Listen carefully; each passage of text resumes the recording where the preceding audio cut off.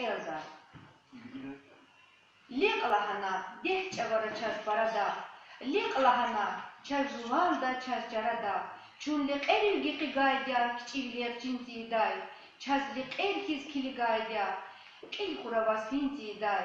Çaz konşidi lek lahana, dağ desinel mugi day. Çaz dustini lek lahana, savun yuqal rugi day. Lek lahana. Sadık hres, sadık çez, sadık hışiz, sadık ciz. Hiç çalak Allah'ana çaz, savar ramavur. Yakuz gondin organa çaz, ili koz hazur. Iblahana çaz sadani, vilerni koz içi, miçi. Çaz sadani rangar çulav, hırız giday habar çulav, beklahanaç. Çaz sadani keklahanaç, viçel qarur takaburlu. İnher acuz akur çavuz, kur bilik naqalak ucay. Kim bilik layvi ne kadar, zayıf buruz kuf yağaday. Lek lahada çaz bividar.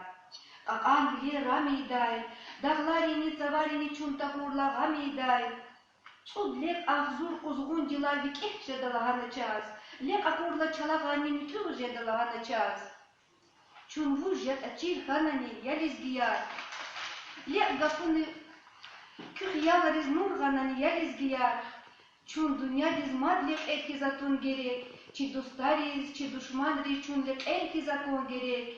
Çilin binel çun har çavuz, kil binel vasqaqay gerek. İçin bili xerqay gerek. Hik onk evi hatayt ani, lapri qiday biridani, çun lek erkiz reqay gerek. Maşallah.